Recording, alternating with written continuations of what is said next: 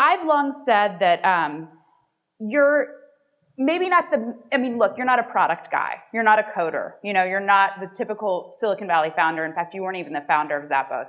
But I think what's totally unique about you is I've never met a CEO who hacks the way businesses are formed the way that you do. And in your book, you talk about the pattern of that. So like your business that you did when you were young was this worm farm where you felt like if you could cut worms in half and they still would have a life. So like, hey, you could double your product right there. Mm-hmm. And the plan was to sell worms to kids. Is that a boy thing? I don't. No, actually, I think I was going to sell them to fishermen that were presumably adults. But that makes more sense. Yeah. But I turned out I think a lot of people think if you cut a worm in half that you get 2 worms, but I didn't know one of them dies. So you just get a smaller worm. Yeah. And then, according to your book, you left the lid off, and so all of your inventory crawled away. Yeah. So first, business of failure. After that, there's a story they tell to anyone who tours Zappos about the pizza business and how Alfred, who would wind up being your CFO, was taking your pizzas and selling them slice by slice for profit.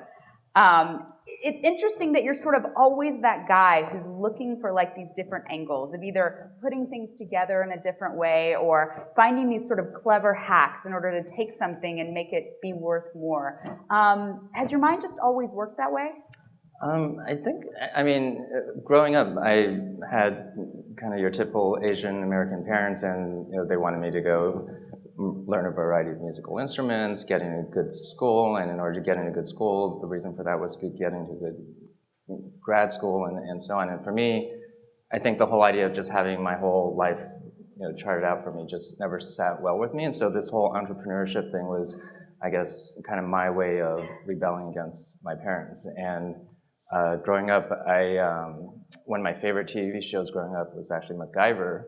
And I really liked the show because he never had exactly what he needed in whatever situation, but you knew that by the end of the hour, he would somehow put together duct tape and a toothpick and string, and then make a sailboat and save himself and save the world.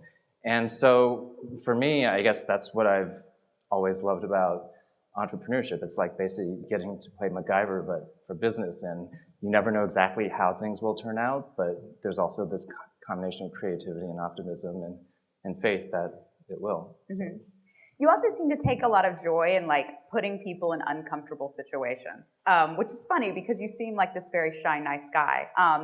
When we were backstage just now, you were talking about how as a kid, you would use three-way calling to call 2 of your friends, but you'd be quiet and they'd think each other had called them, and you just listen to this awkwardness of them trying to be polite and not say, "Why did you call me?" Yeah, this was back when call waiting was, this was pre-cell phones. I think we were in like 5th grade or something, and so, yeah, my friend and I would call 2 of our other friends that knew each other, put them on a 3-way call, which was, 3-way calling wasn't known back then, and then it would just be this weird conversation where they'd be like, "Hello," and then the other person would say hello, and then like neither of them it would take them like 5 or 6 minutes to figure out that actually neither of them had called each other, and it was just, I don't know, I thought it was funny at the time. Now, I mean, this is a pattern of how you act. When I wrote a story for TechCrunch breaking down how much you'd made from the Zappos sale, you decided to get me back by changing all of your sort of bounce back and everything to anyone who was calling you about wealth management or investments to tell them I was managing your money and giving out my information. So I forget the exact context, but somehow I think in your story you told people to contact me. So I think I just said you would, figure out the top 3 and then... And not only that, you said, you can email her, but she really prefers phone calls and in-person comments. We both thought it was funny. It gave me an appreciation for what happens when someone sells a company, without the money, just the headache. Now, there's a story in your book that also reminded me of this pattern of yours, which is when you introduced Mike Moritz to your employees at LinkExchange when he had first invested in the company. And knowing Mike Moritz, this story is hilarious. Can you tell that? Yeah, so this was back at my pre-Zappos, a company called LinkExchange. We did online cooperative advertising back in '96, and I think we got funded in '97 by Sequoia. And so actually the culture of LinkExchange was we were always doing practical jokes and initiations and so on. And so for all the new employees, for example, we'd tell them that, oh, so-and-so important investor was coming, and so dress up in suit and tie, and then the next day all the new employees would be the only ones dressed up in suit and tie and so Mike Moritz actually came, during the first meeting after he invested, and our initiation to that time was to have everyone do the Macarena, and by then it was too late for Mike Moritz to say no, and so he actually ended up doing the Macarena. So you put him up there. You did not tell him what was going to happen with the new employees. Well, we didn't know it was going to happen. It was one of those last minute things. And this is very much what you're doing now in Vegas. I mean, throughout your book, like at the time when you guys started Venture Frogs, you had sort of a party loft and this different kind of co-op. You obviously were starting businesses living on a college campus, and you've described to me what you hope to do in Vegas is kind of build an adult living, college campus. I mean, what is it about that sort of sense of almost suspended, adolescence and frivolity and having your best friend next door that appeals to you so much?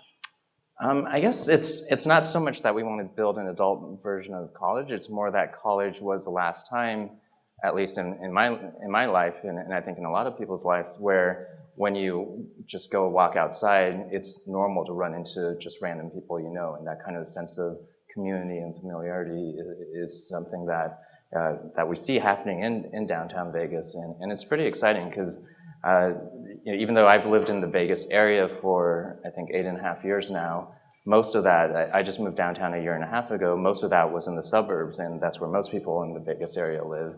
And the experience would be after you're back home, you're kind of just in your little suburban home, and no one knows their neighbors, and you might go to the supermarket, and once a month you might run into someone out of context in the supermarket, which is always a weird feeling because you say hi, you're not expecting to see them there, you say bye, and then you see them 2 aisles later, and you say hi again, and then you're just kind of awkwardly saying hi and bye, and then ignoring them for the next half hour. You're parked next to each other. Right, and so that's just weird and uncomfortable. And so what's been really cool about downtown Vegas, and this actually all this was happening pre-Zappos, announcing that we were moving into the city hall, which is in downtown.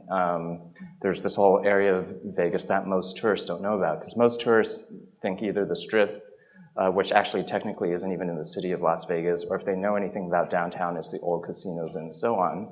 Well, on the east side of Las Vegas Boulevard, there's this area called Fremont East, where if you went there, it's almost like the anti-Strip. If you go into any bars or coffee shops there, you'd have no idea you're in Vegas. There's no gaming, and it's actually one of the most community-focused places I've ever lived. And so a bunch of us, myself included, had already started hanging out there, and this was all before the announcement that we were taking over Las Vegas City Hall, and the city literally just moved out a few months ago to a new city hall.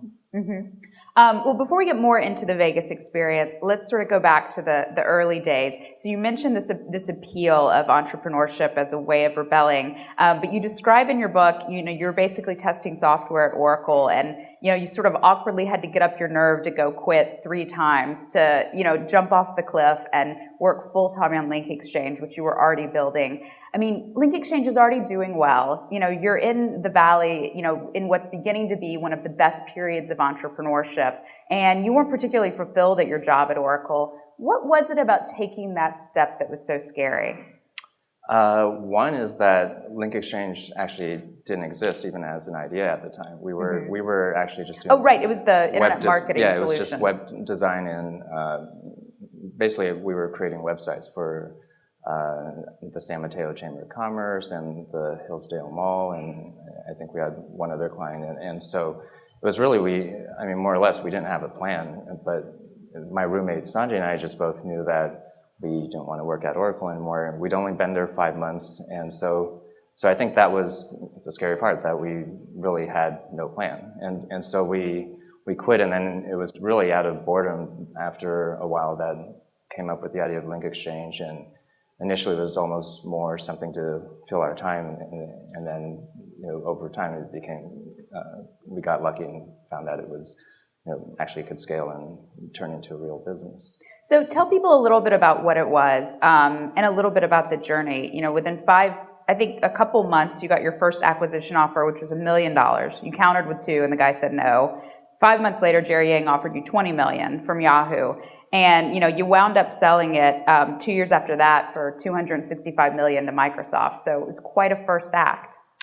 Yeah, there were just a lot of ups and downs along the way, and I think we just got lucky with the timing. It was during that dot-com boom. We ended up selling the company in '98, and so from a financial point of view, I think we got lucky with the timing. From why did we sell it point of view, it actually was less about the money and more about the culture of the company. I remember when it was early on, it was 5 or 10 of us. We were kind of your typical .com. We were working around the clock, sleeping under a desk, had no idea what day of the week it was.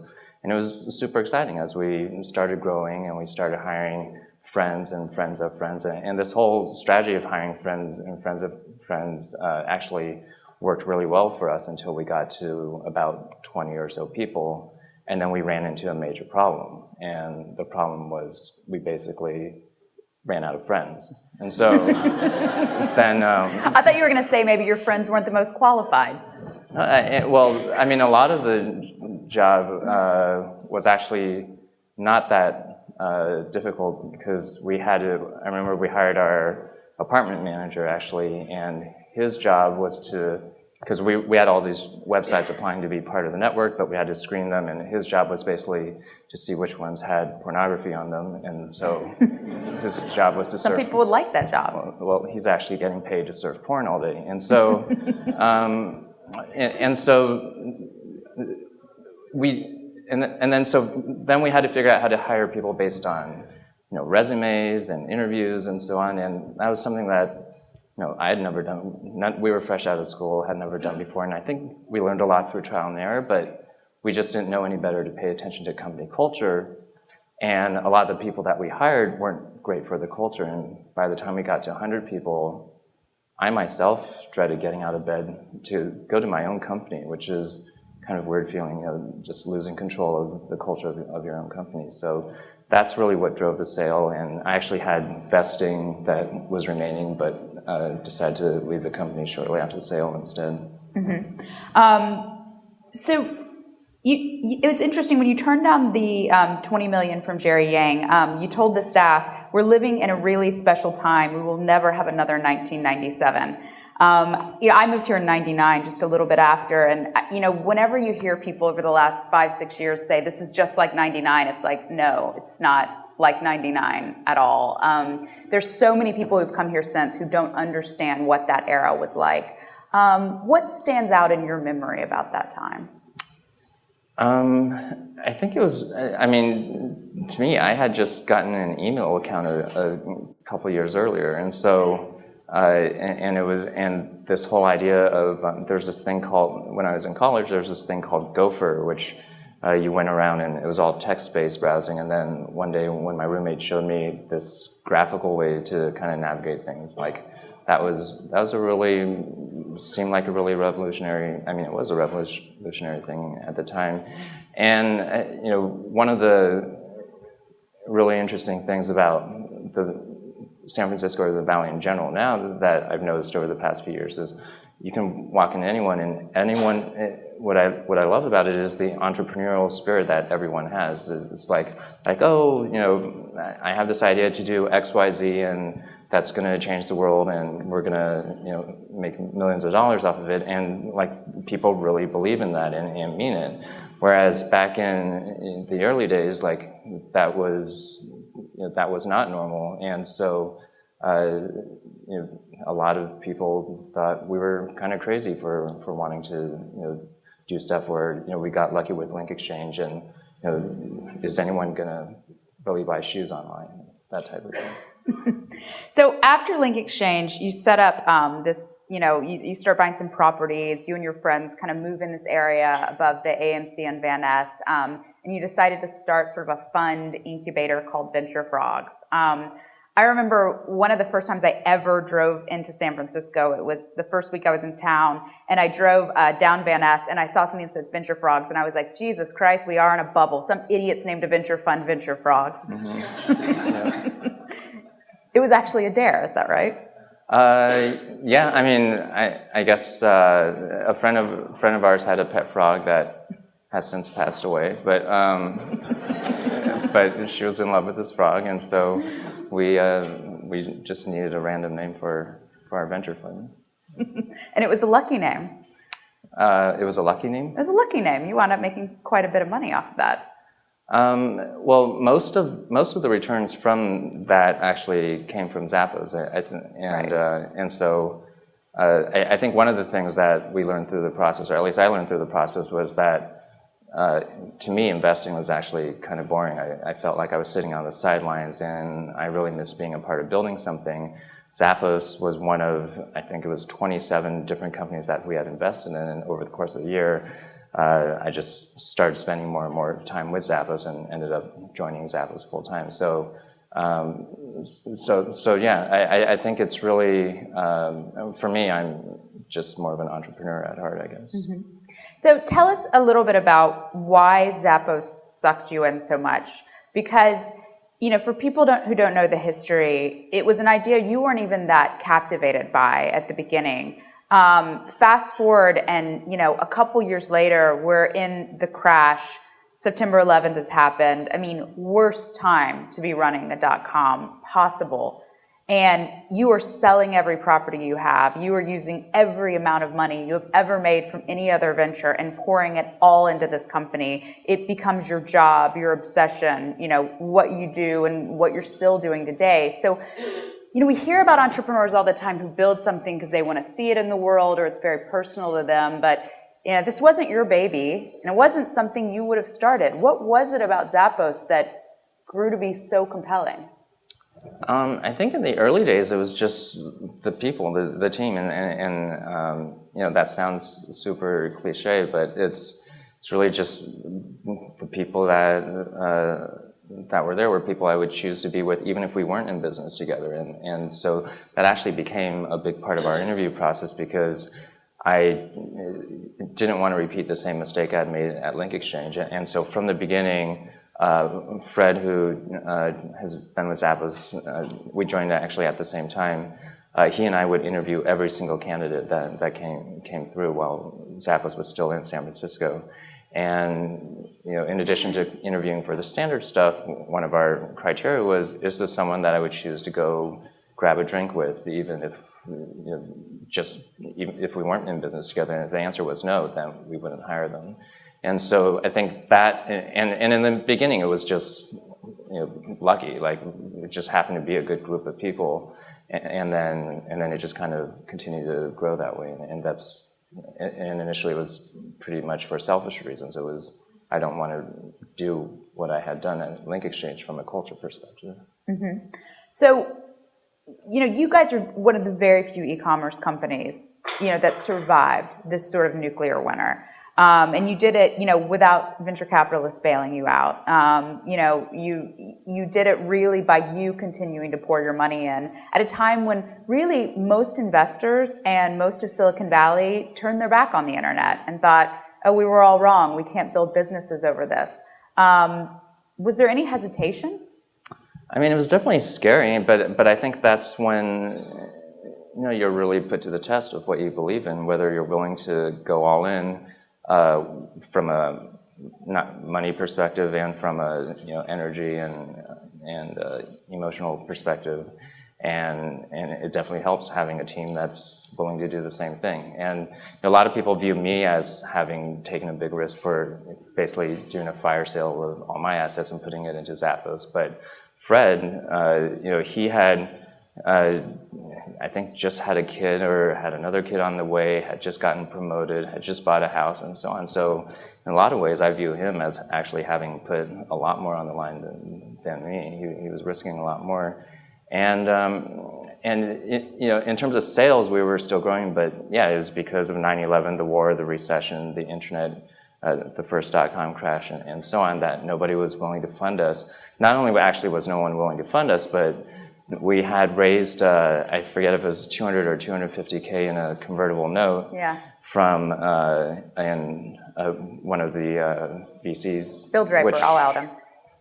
I wasn't going to say any names, but basically where the money was, we were asked to pay back that money, kind of at the low of our lows. And they thought there's no way that was going to convert into equity worth anything. They wanted you to pay the loan back. At the time it wasn't unique to them. It's just everyone thought there's no way e-commerce is going to, this was during, what was it, pets.com and eToys, and all the e-commerce companies were basically burning cash and about to go out of business. Even Amazon didn't look very good back then.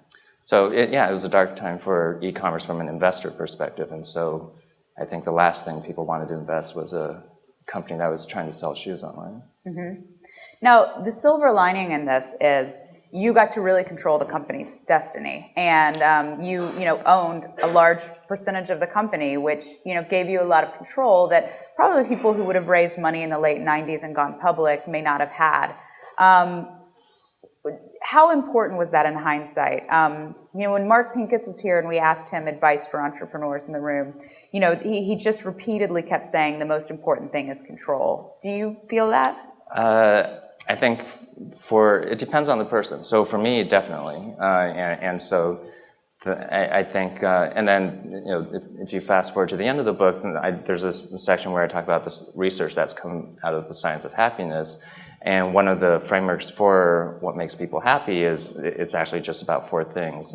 First one is perceived control. So it's perceived control, perceived progress, connectedness, meaning the number and depth of your relationships, and then being part of something bigger than yourself that has meaning to you. So I think, I'm guessing for most entrepreneurs, control is probably pretty important, but I think it's kind of just an innate human thing to be in control. There's actually an interesting research study that's been done where they put people, they would put a person in a room and there'd be a big button there, and I think the first group, they just would subject those people to like really, really loud, annoying noises for however long, and then afterwards they would measure their stress levels and happiness levels and so on.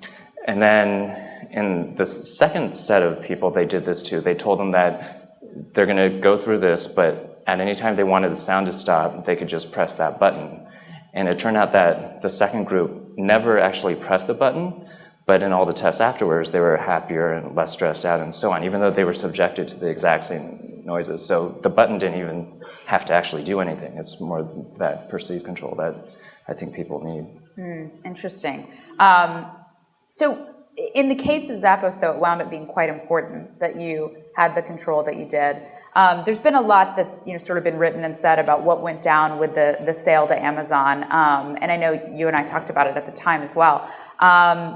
You didn't want to sell the company, and your investors did, which is something that a lot of entrepreneurs may be surprised at, because we've seen quite the reverse in the last 6 years, where entrepreneurs want a quick cash out and investors are frustrated because they're kind of getting all these singles and not any home runs.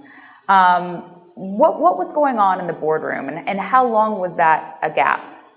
I think I think like framing it as whether to sell or not sell is probably the wrong way to look at it. Really, it goes back to the control thing. Like there's this thing we want to do with Zappos and a vision that we have, and that's evolved over time to originally was let's just sell a lot of shoes and clothes online to let's build a brand around customer service, and then have a business strategy around company culture and help spread that to other companies, and then we simplified that goal to let's just make it be about delivering happiness, whether it's to customers or employees and vendor partners and so on. And now with the whole Vegas thing, we've actually added another element to it, which is about helping build community. But really, our thought has always been from the framework of, whatever the evolving vision is, what's the best way to get there, and having control to get there. And so, when there's a lot of situations where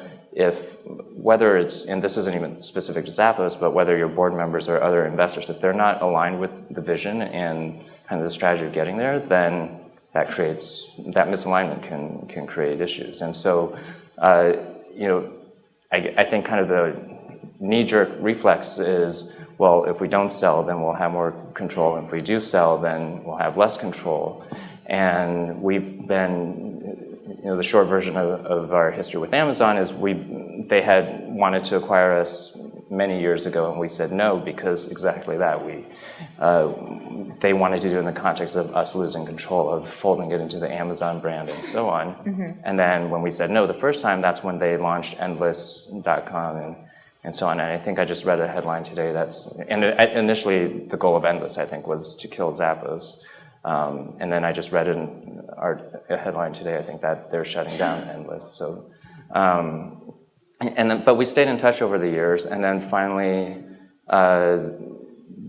during this whole time period that you're talking about, they actually came back to us and said, okay, this time actually we'll consider doing things differently. And we told them we'd only consider an acquisition offer if Zappos could remain independent, if we could continue to grow our brand, our culture, and our way of doing business our way. And so basically from our point of view, it's as if we swapped out our previous board of directors with a new one. And our new board of directors, Amazon, is actually a lot more aligned with our vision, and a lot, Amazon has made plenty of headlines for being long-term thinkers and so on. And so it's been what, two and a half, almost 3 years now. So I have to report that they've remained true to their word. And I remember one of the early equivalent board meetings we had with Amazon after the acquisition was we were in the scenario where I forget the exact details, but it used to take us something like 10 days to, if a customer returned shoes, 10 days to refund their purchase onto their credit card. And that was just a function of how much inventory we had and our cash flow cycle and so on. And one of the first things we wanted to do after the acquisition was say, actually, let's reduce that time and let's make it go from 10 days to, I forget the exact number, call it 5 days or 4 days or something. And went into the equivalent of the boardroom at Amazon and was prepared to make all these arguments how it's going to pay off in the long term. And Jeff Bezos was like, oh, it's better for the customer, then let's do it. And so next item. And even though that decision actually had a negative effect in terms of millions of dollars from a cash flow perspective. So that's an example where we're a lot more aligned on the customer side in the long-term thinking. Mm-hmm. And how much do you report to Jeff Bezos? How frequently do you guys talk? Not very often. He visited our office once, but by some weird coincidence, I think I was in Seattle when he came and visited for an hour or two. And so, yeah, I haven't seen him at Zappos since the acquisition happened. And then in Seattle, I'll see him maybe twice a year, but usually it's in the context of meeting with 20 people. So we actually they've basically left us alone. Mm-hmm. Now, it's so unique that actually happens. I mean, it's one of those things that everybody says when they're going into an acquisition. Oh, why would we screw this thing up that we've bought? We're absolutely going to leave them alone. And then the management always says, oh, we're absolutely not going to leave. We're going to continue running this thing. And this is one of the only examples where both of those things happened. And I think it's not coincidental that Zappos has continued to grow. Customers haven't seen any difference of it being part of Amazon. Recently, a friend of mine told me a story that one of her best friends had gone to visit her mother for Mother's Day and was flying back home and had ordered her mother these shoes that she liked on Zappos. And she was flying back home, and when she got home, she realized she got a call that her mother, after dropping her off at the airport, had been killed in a horrible accident by a truck. And she was very sort of shell-shocked and started just going into, sort of things she had to do mode, and called Zappos to let them know to see if they could cancel the order. And they not only canceled the order, they sent a gorgeous hand-delivered bouquet of flowers to her house the next day. I mean, these are not things you usually hear about still happening once a company is exited. What did you do in the early days to make sure that culture wouldn't die? I think it's just, when we hire people, we do 2 sets of interviews. The hiring manager and his or her team will interview for the standard stuff, but then our HR department does a separate set of interviews purely for culture fit. And they have to pass both in order to be hired. So we've passed on a lot of really smart, talented people that we know can make an immediate impact on our top or bottom line, but if they're not good for our culture, then we won't hire them for that reason alone. And so I think it's so much easier if you just hire people that inherently, just as a person having nothing to do with Zappos, like want to over-deliver and deliver great service and make people feel good. And we don't actually have a process or procedure for, in these conditions, send them flowers. We really just leave it up to each individual rep. And what is your day-to-day like now? Because, whenever, the rare times I've gone to the Zappos headquarters, your desk is empty. And when I see you, you're out speaking to people, you're doing stuff downtown, you're having meetings about downtown Vegas. How much are you really running the company? So I'm not involved in the day-to-day in terms of let's get our website shopping cart conversion page up, 0.1%. For me, my focus is really on setting the foundation for our move to downtown Vegas, and which I actually think is the best possible thing that I could be doing for Zappos. So we actually just moved 200 employees to a temporary location in downtown Vegas about 2 weeks ago, but we still have, 11 or 1,200 employees back in our Henderson campus, which is a suburb of Vegas. And our final move, when we move everyone into downtown Vegas, into the old City Hall, is towards the end of next year. And so it's interesting because I actually had the rare opportunity to talk with one-on-one with Jeff Bezos a few months ago, and when I was in Seattle. And one of the things he's always been interested in is how do you organize a company so that it can scale and still be efficient and not fall. Most companies, as they get bigger, become more bureaucratic and less efficient and so on. And one of the really interesting things about cities, there's TED Talks about this and different books about this, is that every time the size of a city doubles, productivity or innovation per resident increases by 15%. Whereas as companies get bigger, generally productivity per employee goes down. And so from the Zappos perspective, one of the things we're trying to experiment with and figure out is how do you create this kind of really interesting hybrid that's never been done before between corporation and city and communities so that they all feed off of each other and it becomes this virtuous cycle. And that 15% increase in productivity is kind of this accidental historical average that's happened in cities. So I think if we're actually thoughtful about our design, we can actually accomplish much more than that. And then it becomes a win-win-win, not just for Zappos, but for the community in the city. And so that's really what I've been focused on, is really laying that foundation so that when the rest of the employees move to downtown Vegas, then really the ecosystem and environment is far enough along where we can really just start accelerating that. When did you mentioned you'd been spending a lot of time downtown. When did you first really start thinking, I want to move the company here, I'm going to invest $350 million of my own money and make it the next however many years of your life, making this the most, kind of connected, awesome, walkable, productive community in America? It's weird because I'm totally into all this urbanism stuff now, but the thought was the last thing on my mind 2.5 years ago. And originally, we've actually been looking for the past, I'd say, 7 or 8 years for a place to build a campus where we could house everyone under one roof. Right now in Henderson, we're spread amongst 3 different buildings. And now with our new downtown extension, we're in 4 different buildings. And it's been surprisingly hard to find a place where not only can we house everyone under one roof, but have enough land to expand upon. And so for the longest time, my whole mindset was, hey, let's go around and find a big plot of land somewhere that's really cheap, and then we'll build our own campus like Google or Apple or Nike have. And that was kind of the vision that we talked to employees about for the longest time. We were saying, one day we're going to have our dream campus.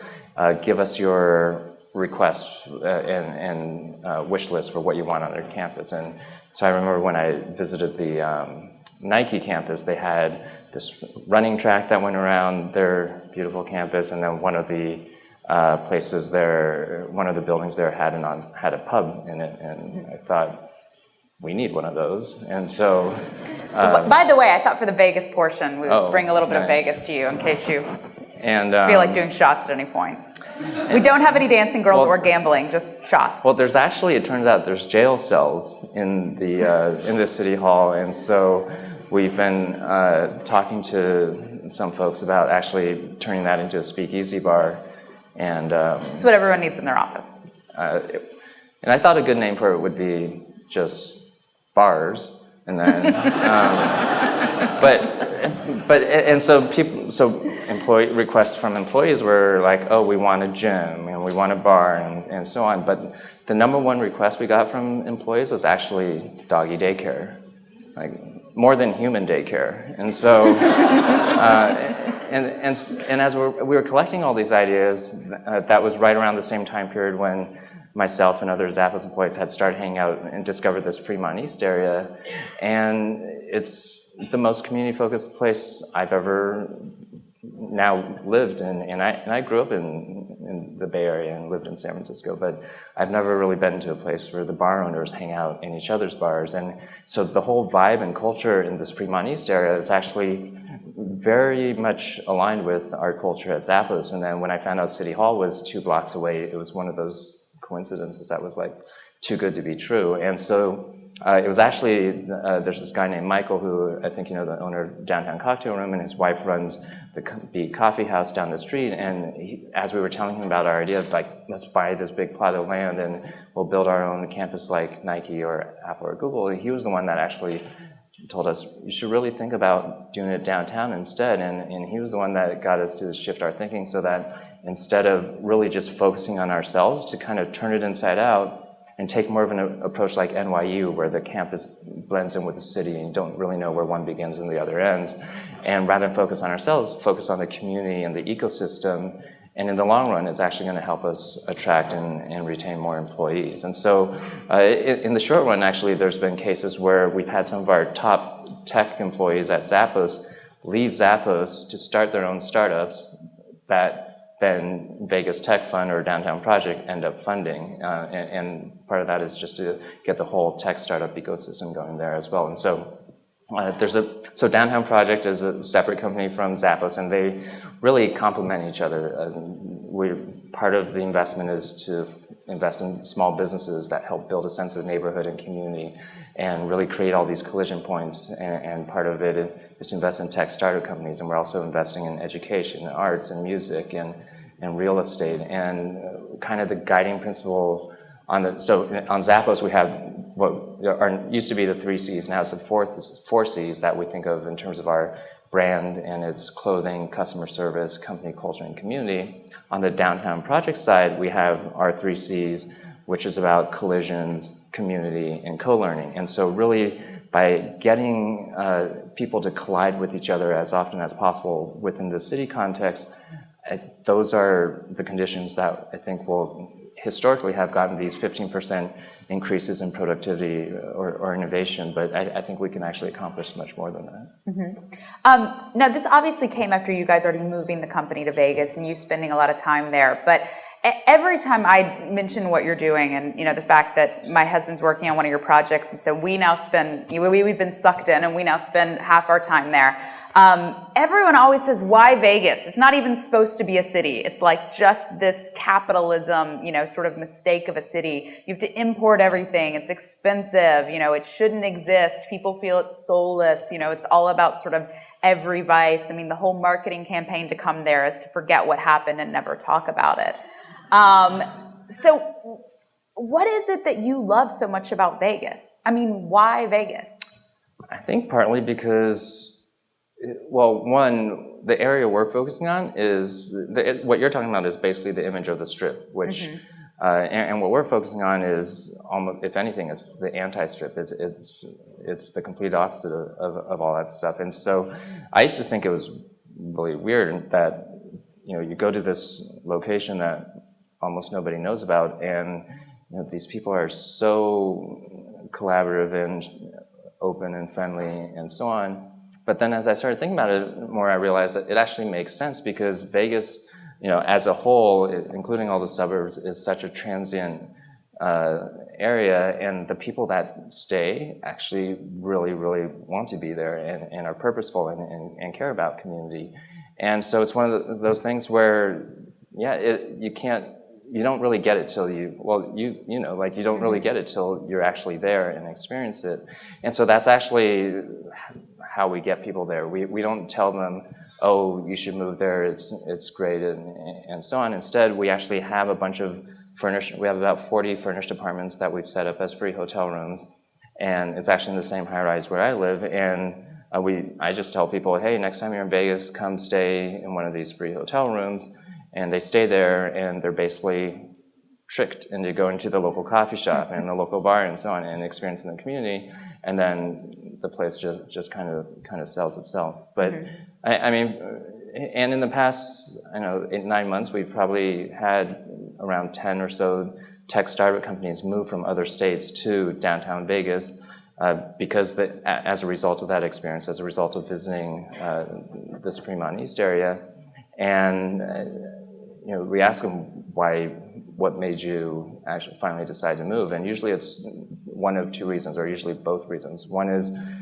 they actually want to be part of a community and want to live in a world where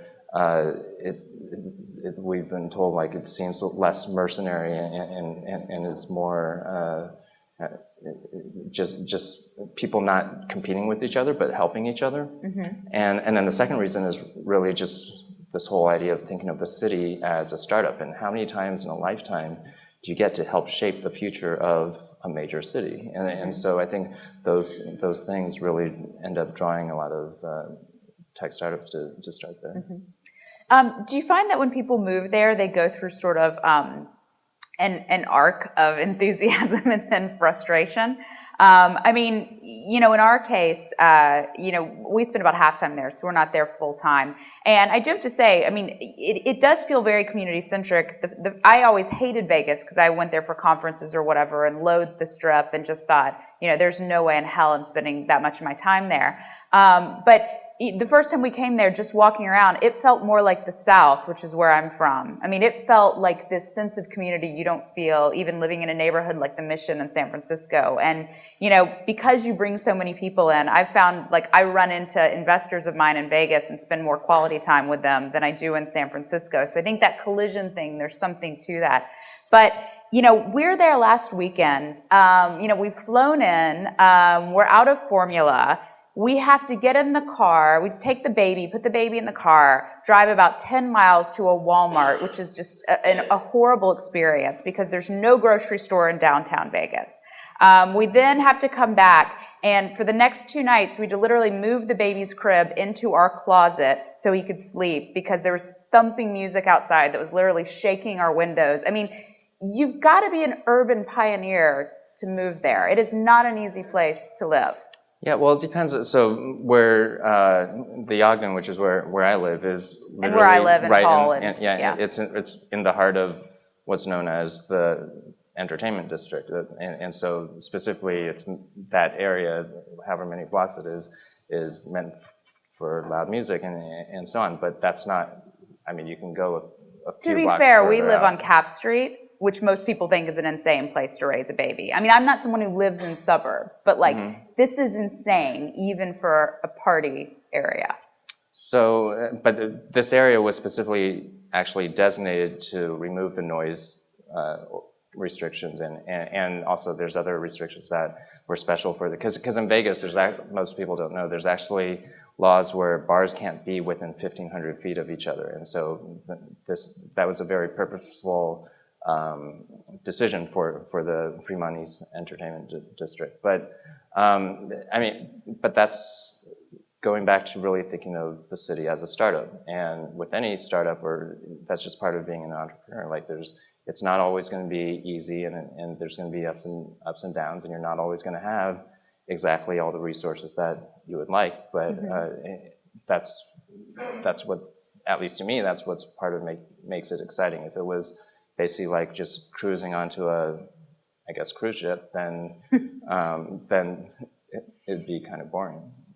How do you think your employees are going to react to it when they all move? Because, you guys have been out in a suburb where there's a Whole Foods across the street. It's very plush. It's very cushy. I was talking to some of the employees who just moved down a couple weeks ago, and, some of them were upset that there were not like Zappos security guards on every block, between the office and their car, and, were complaining about it. And, Zach, who's kind of your right-hand guy with the downtown project, was like, this isn't Hershey, Pennsylvania. I mean, you're living downtown. We're not going to put Zappos security guards everywhere. And, recently you guys invited hundreds of Teach for America people. None of them decided to come downtown.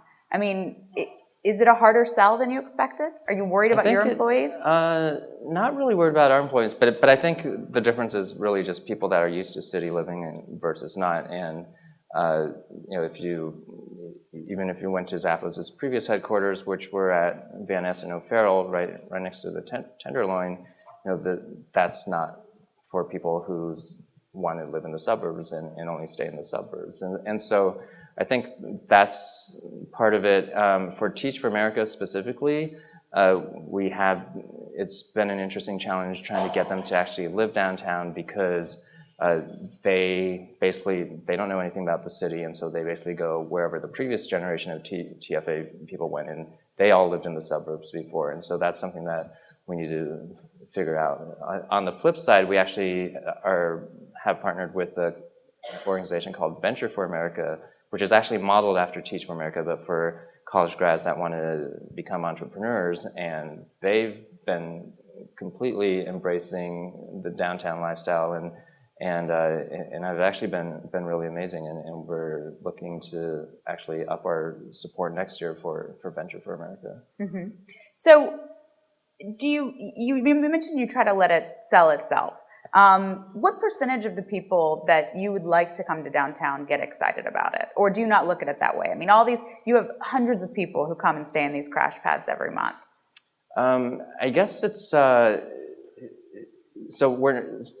guess the thinking has kind of evolved over time. Originally it was, let's get a lot of people, let's bring them here, and then let's get them to move downtown, and so on. And then I started doing the math of like, what is it?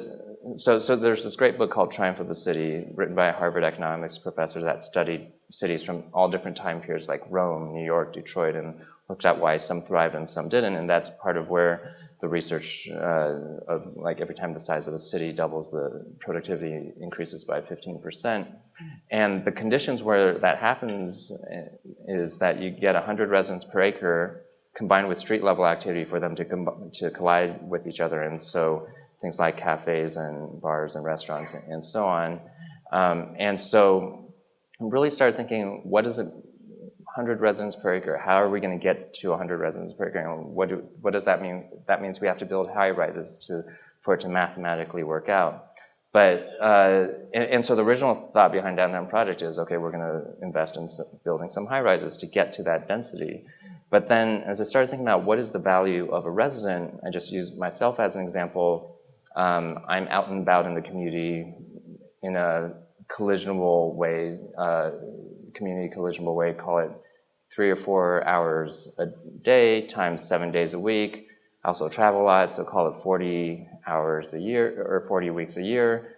And that works out to about 1,000 roughly collisionable community hours a year. And so maybe instead of 100,000 residents or 100 residents per acre, it should be 100,000 hours per acre, collisionable hours per acre. And as we started thinking about it more, TED is this great conference that happens once a year where half the valley is there's interesting content, and the other half is no matter who you run to, they're doing something interesting to change the world. And South by and Summit Series and so on. There's a number of different conferences, and where it's all about accelerating serendipity. And what we realize as these people are coming is they're also, you mentioned, they're also meeting each other. You're meeting other people that aren't living in downtown Vegas, and so we now have started thinking, okay, what if we had a tech week there every month and a more fashion-focused week? And as we were thinking about Fashion Week, we actually met with someone who I think he had the largest fashion Kickstarter campaign, and is manufacturing. His name is Jake, and he manufactures men's underwear, and I think it's the factory somewhere out in New York, and his family's there, so he's never going to actually move to downtown Vegas.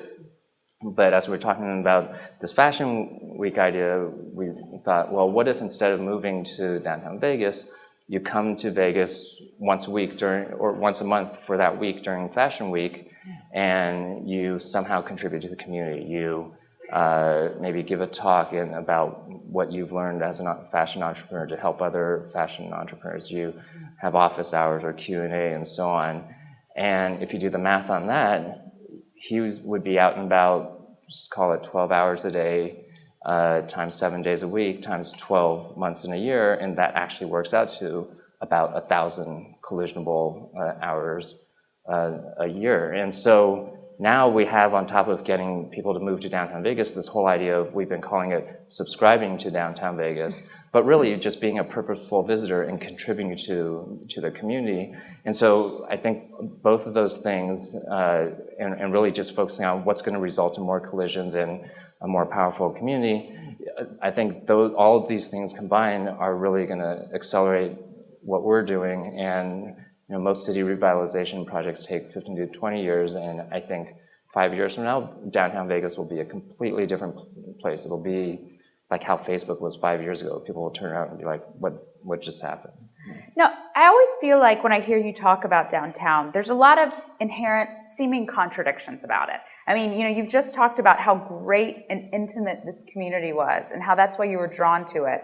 But now you're saying in 5 years, it'll be a totally different place. I feel like by the same token, you're talking about wanting to do something for the community, but also making it the campus for your company and bringing in all of these other people. And, look, in order for downtown Vegas to become a safer place, a lot of the people who hang out in downtown Vegas are going to have to go elsewhere. So how much of it is celebrating what's already there, and how much of it is changing what's there? I think it's a combination. I mean, in any city, you're going to have issues with, when I lived near the Tenderloin, for example, issues with the homeless. And I think, even if you go to Times Square, there's homeless people there. And so that's just part of city living. And so one perspective is they're still there, but now there's a lot more people there, so you just naturally feel safer because there's more people there. And I don't know the specifics of whether I don't know the specifics of like whether it's actually this exact same number of people there or not. But I think ultimately, going back to the increases in productivity and innovation, the research has shown most innovation actually happens from something outside your industry being applied to your own. Mm-hmm. And so that's why co-working spaces work well when you have people from different backgrounds there and so on. And same thing on the community and city level. Like if you have exactly the same mindset of people there, or if you make it just a one company town, then actually there's examples of that where the cities actually end up becoming really vulnerable because they're relying on that one thing. Mm-hmm. And it's about bringing together all these different people with different backgrounds and so on. But I think what you really need, that they all need to have in common, is they need to care about community and contributing to it. And that's what's going to accelerate the growth, I think. So are you building it for the people already living in downtown, or are you building it for the people you're bringing there? And your employees? I think it's all of the above. Mm-hmm. How did you get to the point, how did this become such an obsession that you decided you wanted to put so much of your own money into it? I mean, I think there's two things that always shock people. The first is why Vegas, and the second is he's putting how much of his own money into this?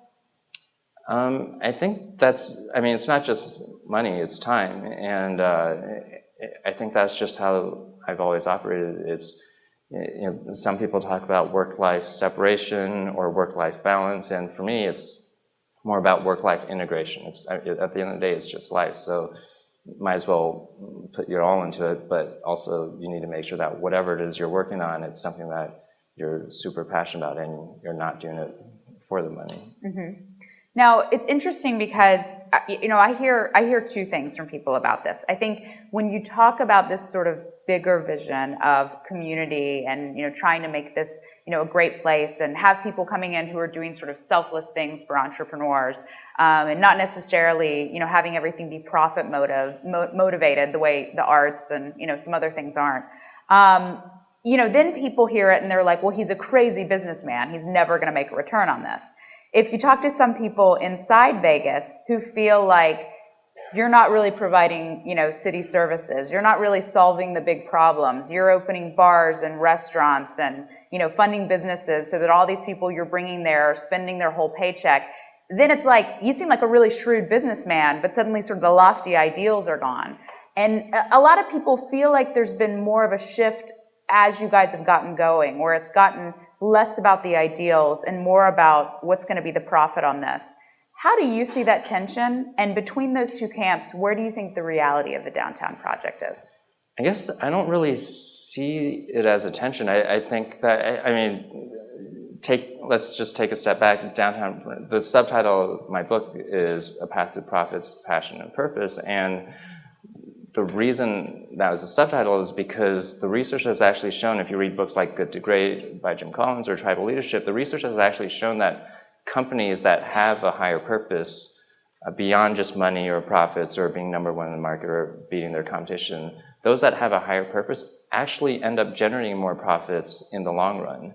And so I think it's more about time frame of long-term versus short-term. And at Zappos and for Downtown Project, it's really always been trying to maximize long-term. And then those things actually aren't misaligned. Like you can do well and do good. Mm-hmm. Do you feel like you communicate this well to the community? I know that there was an incident recently where there was some confusion. You guys took ownership of a building. People thought they were getting evicted. People got really upset, and then you extended the leases. From my own experience, when we first started coming there, I would run into random people and tell them what we were doing, and they would almost describe you in messianic terms. And, now people feel like Zappos people are taking over downtown. I think one thing I read in the sort of local Vegas magazine this weekend, which is really emblematic of the confusion that I tend to hear on the part of Las Vegans who aren't part of your vision or feel they're not part of your vision, is this. And this was written by a guy who keeps trying to get an interview with you. And you keep saying no, so I'm going to read his question. I didn't say no. Just to clarify, we actually did the interview. Okay, well, this was pre. Yeah. I had my old stack of Vegas magazines. He said, so I guess my first question for Tony Hsieh would be whether he feels that too many people, including me, have crucially misunderstood what he's attempting to do in downtown Vegas. Some see him as wielding mayoral power, but he's not the mayor. He's a businessman, a shrewd one, making a calculated investment in an opportunity zone.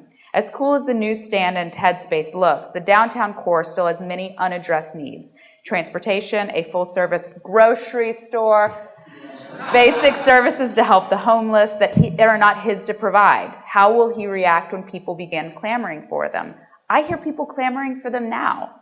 Oh yeah, grocery store is definitely big on our list. And so what he's referring to, just so everyone else knows, is on the most prominent corner of, I think most prominent intersection of all of the Vegas area, which is Fremont and Las Vegas Boulevard, there's this building that we've acquired where I think people wanted us to start a music venue or a big bar or whatever. And we've actually decided that instead of that, we want to build a speakers theater so that people can give TED-like talks there and it would be free to the community.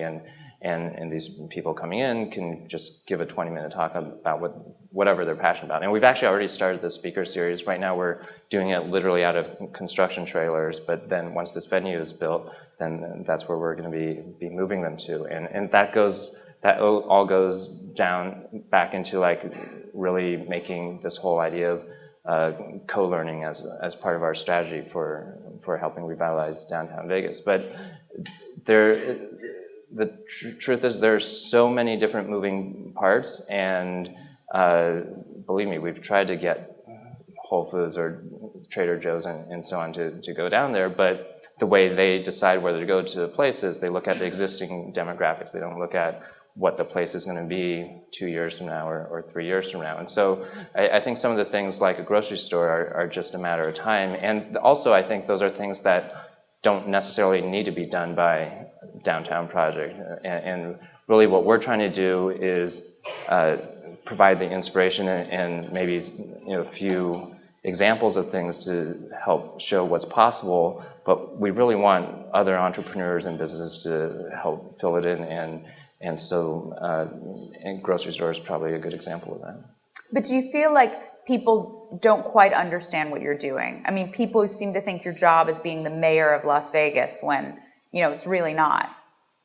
It sounds like that's true. But I mean, I think most entrepreneurs and startups are probably misunderstood in the early days, and then 5 years later, people say, "Oh, that was obvious." So, So, I mean, you talked about this as sort of building this new hybrid between a corporation and a city. All of the things that I've brought up don't seem to worry you. Something has to worry you. If this experiment fails, what is going to take it down? Well, no, this is definitely the thing that keeps me up at night. If we don't get conversion on Zappos, perfectly right this year, like that's a very fixable problem. If we don't get this combination between campus and community and city right, like that's a 30-year mistake for us. And if you just look at the length of our lease, and so it's really, I mean, to me, it's this company culture is to a company the way community is to a city. It's the same concept, just at a different scale. So there's a lot of mistakes we've made over the years at Zappos and we learned from, but there's also a lot of stuff that we've gotten really good at, and in terms of how to get more serendipitous interactions, for example. And we think about density of employees in the office and how closely they sit together. And I think a lot of those things are analogous on the city level. But yeah, it's if just like what keeps me up at night on the Zappos side is the culture going away, the same thing on the city side is not helping the community grow in the same way. Mm-hmm. How does Amazon feel about you doing this and spending so much of your time on this when you're still technically the CEO of Zappos? So in my talks with Jeff Bezos, he thinks it's a really interesting, call it 3.5-year experiment. Because they've organized themselves in one way at Amazon, and what's interesting is Amazon actually has just relocated their headquarters to another part of Seattle, and then they've seen the whole neighborhood around them thrive and grow and so on. And so I think the lucky thing is we're a small enough part of Amazon compared to Amazon's revenues where I think he thinks it's worth the experiment. How much of that sort of very feel-good relationship between the two of you has to do with how well Amazon's done and how well you've done? I mean, we saw last week, everyone has anointed Jeff Bezos the new Steve Jobs. They had a phenomenal product announcement. And you were telling me backstage that you guys have now exceeded $2 billion in annual gross merchandise sales. And sorry, what's the question? So how much of this serendipitous feel-good relationship between you and Bezos and you being given the leash of this and keeping independent has really just had to do with the fact that both companies have been doing really well? Could it have gone very much the other way if that wasn't the case? Well, I think if both our revenues were cut in half, then neither of us would be feeling very good. So there'd be no delivering happiness? Not to the shareholders.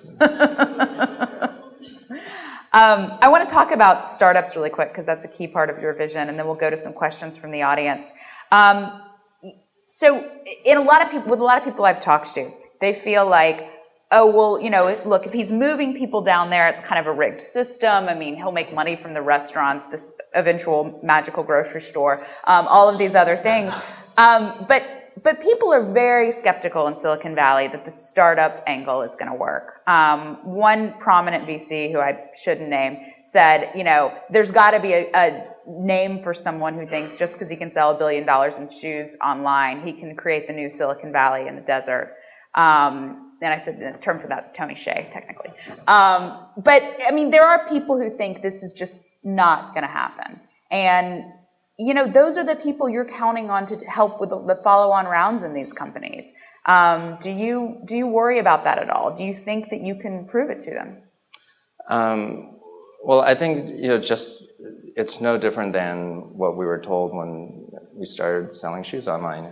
That we couldn't get funded by Silicon Valley VCs in the early days, and I think our attitude was, and we also actually had the same reaction from the footwear industry itself, is you could never sell shoes online, you have to try them on in person and so on. And actually I remember in the early days we were referred by the footwear industry as the Nintendo kids, that were, because they didn't really get the Silicon Valley side and vice versa. And so I think it's just one of those things where at the end of the day, the results will speak for themselves. And so and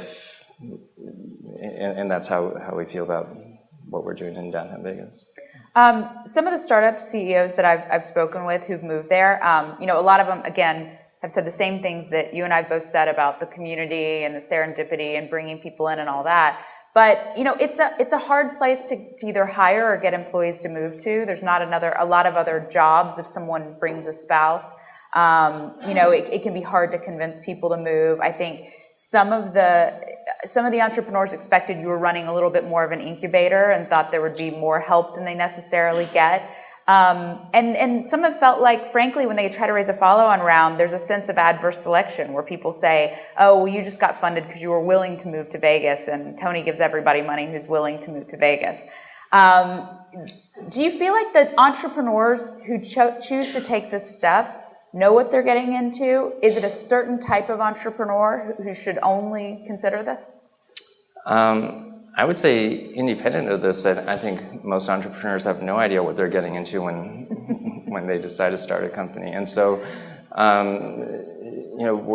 Downtown Project in downtown Vegas is itself a startup, and so things change and evolve. But just to give you some statistics, we've had 200-something different tech companies either come through Vegas or somehow interact with Vegas Tech Fund that we've set up. And we've funded, I think, nine of them. So it's not every company that comes through. So if you were going to move there to get funding, he is not funding everyone who comes, is what you're saying. And then the other, we haven't, on the Vegas Tech Fund side of it, we've been at it for, I think, less than a year. And we very purposefully say our max investment is $500K. And we actually don't want a board seat, and we want someone else to take the lead on that and do the bigger round. And they haven't announced it yet, but one of the companies has already gotten funding from a major, well-known Silicon Valley VC, and so to us that's one of those examples where I think the results speak for themselves. Mm-hmm. We talked about why you want to put your own money into it. How did you come up with the figure of $350 million? I mean, it's one of those things that at one point seems like a huge amount of money because it's your money, but if you look at city building, it's not a big amount of money. I mean, I think one of the casinos that didn't get finished on the Strip, it would cost maybe like 3 times that just to demolish it and build again. I mean, construction projects are notoriously ridiculous in Vegas. So, is it enough money to do what you want to do? Well, I guess the difference is we're not trying to do it ourselves. We're trying to, if you use the iPhone as an analogy, we're trying to provide the hardware and the iOS and maybe build a few killer apps to show what's possible, kind of analogous to Microsoft building Excel or Word and so on. And then we want the other entrepreneurs to basically build the apps and build the things that are really exciting. So we're not trying to build everything. We're just trying to provide the initial spark and help accelerate things. All right, before we go to questions from the audience, and I think there's a microphone there and there if some people want to start making their way.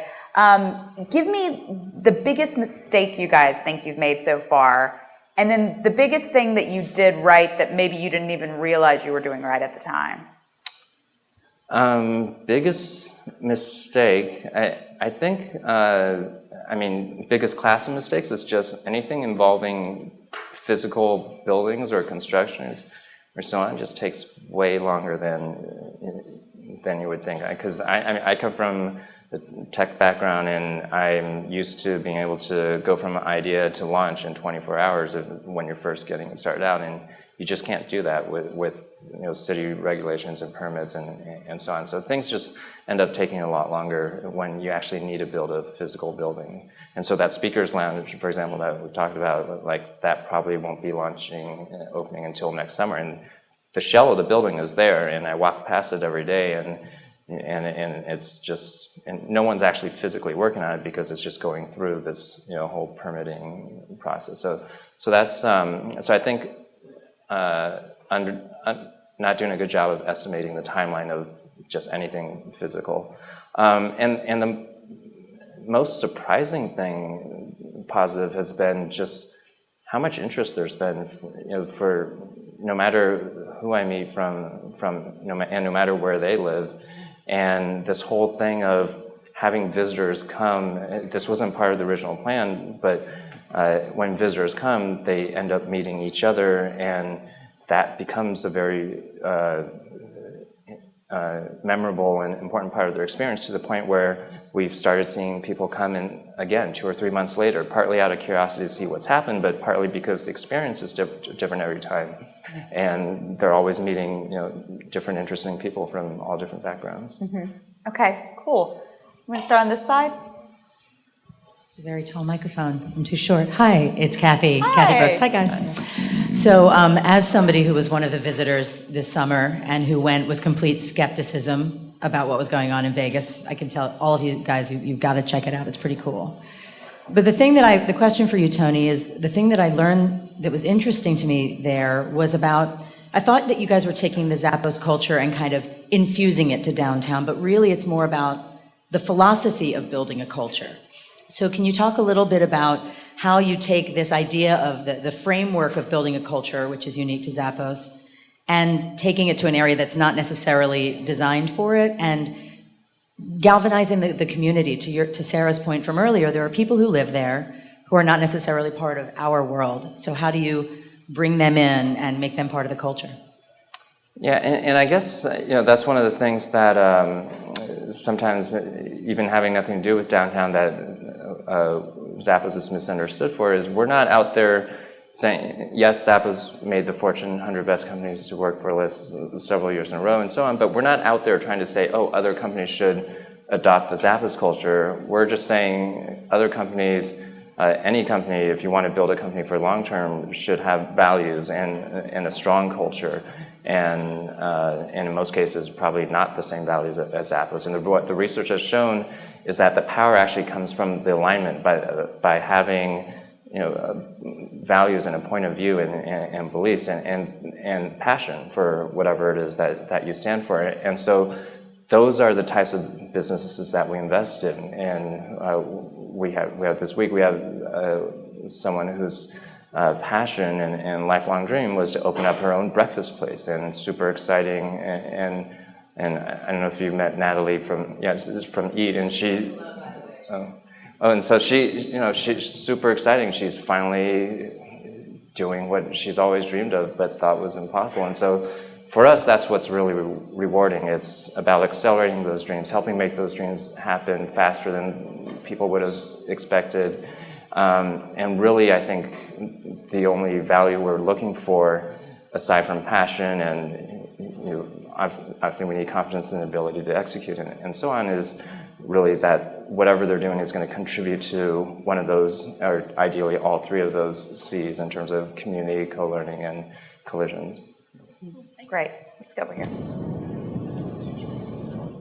Sorry, I'm too short for this as well. So it sounds like one of your major points for this community is to establish a sense of culture and community where people are interacting with each other in downtown Vegas. And that sounds like it works very well for Zappos, where you have two sets of interviews, one which establishes cultural fit.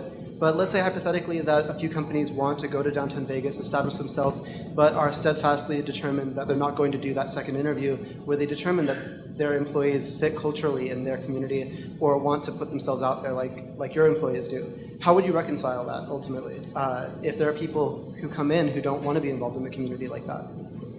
Well, so a city, you can't, the mayor of a city can't actually tell its residents what to do or where to live, and neither can we. And so I think for us, it's less about telling those people they can't be there. It's more about really trying to accelerate the growth of the people that are community focused and collaborative and share and open and so on. And I think every city has its own kind of vibe and personality, and just like the culture of a company usually is somehow a reflection of the early employees and the founders from the early days, and it grows out of that. I think what we have is kind of the equivalent of the founders which are a combination of existing businesses and so on. And so as we grow that yes, there will be homeless people there, and yes, there will be other companies that move there that don't fit in with exactly that vibe, but I think over time, the dominant vibe that we're trying to create is one where it is community focused and collaborative and sharing. But I think he brings up an interesting point. I mean, in making this the campus for your company, I mean, you talked earlier about one of the things that is a sign, a predominator of happiness is being able to have control. And when you were, you consciously built Zappos to control the culture because you didn't in your first company. I mean, if you view this as a startup, you can't control the culture. And you're now putting your company that you very artfully and painstakingly crafted a culture into that. I mean, if that's Zappos' campus, doesn't Zappos become different? Well, I guess the way if you tour Zappos, you'll see all these crazy decorations and so on, and the way those sometimes I get asked, oh, how did you come up with the idea for doing that thing in the stairway and whatever, and I didn't. It's more about, I guess, encouraging that type of organic growth, and that's exactly what we want to happen in downtown. So, I guess there's, for Zappos, we're very anti-command and control, and we try to be as decentralized as possible, and that's kind of analogous to what we're trying to do here. We want entrepreneurs, whether it's small business entrepreneurs or tech entrepreneurs, to kind of chart their own path and grow, and we're not micromanaging them and telling them what to do. So yeah, I guess there is, part of it is, I guess, just being comfortable with that kind of paradox of lack of control, but then also amazing stuff happens where if you were in control, it wouldn't have happened. Mm-hmm. Hey there, my name's Noah, and I'm the co-founder of Twice, which is an early stage startup based here on the Mission. And I was listening to what you were talking about in terms of bringing startups to Vegas. And I think a lot of the benefits that you've been talking about are long-term benefits, like building that community and fostering that long-term vision. And that's obviously super important if you want to build a big company. But I'm also I'm thinking about like the day-to-day stuff a lot in my startup.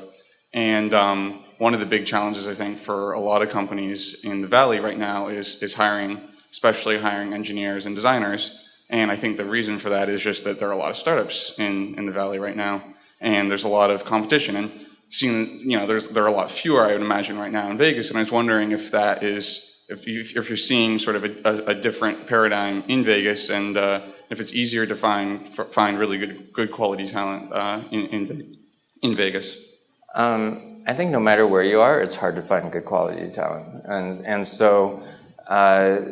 And yeah, a lot of the people and engineers specifically are relocating from other places to Vegas, and obviously a lot of people aren't, and they're going to Silicon Valley. But one of the companies that's actually in Vegas is a company called Remotive, They do iPhone-powered robots, and they were a big Kickstarter campaign and so on. They were originally in Seattle, 3 people, and then originally I think we're coming to Silicon Valley.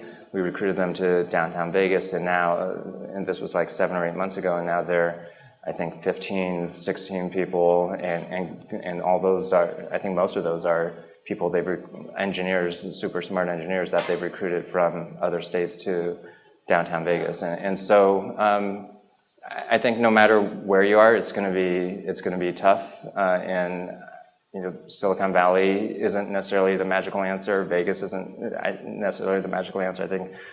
I mean, even at Zappos, we have a tough time finding talented engineers from anywhere, and so that's part of the reason why I actually think this is a really important strategy for Zappos, is because over time we really need to make Vegas a great place for engineers to want to move to, even if they don't have a job offer from Zappos or Remotive or from one of the other companies.